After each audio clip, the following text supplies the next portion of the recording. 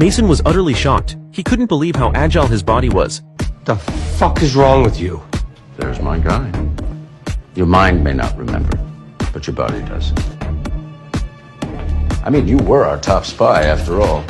Only now did Mason realize he had been a top-tier agent before losing his memory. It turns out that 8 years ago, Mason was found by someone on the shore. The train he had taken was attacked by terrorists, and he was the only survivor. As a result, Mason lost all of his memories. Fortunately, he still had his passport and wedding ring with him. Since then, the hospital and Mason believed his name was Kyle. But strangely, even though he had a wedding ring, no family information for Mason could be found in the population system. Despite losing his memory, Mason never gave up looking for his family. 8 years passed in the blink of an eye.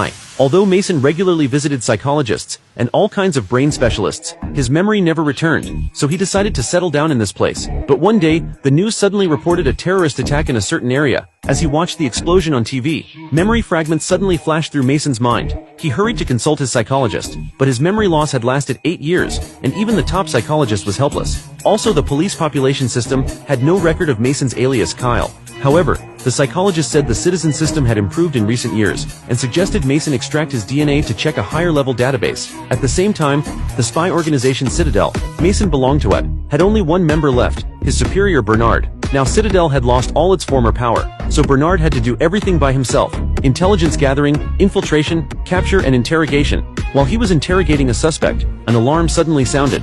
It turned out Mason's DNA, long thought gone, had reappeared in the system. Meanwhile, Mason was at home looking at the scars on his body.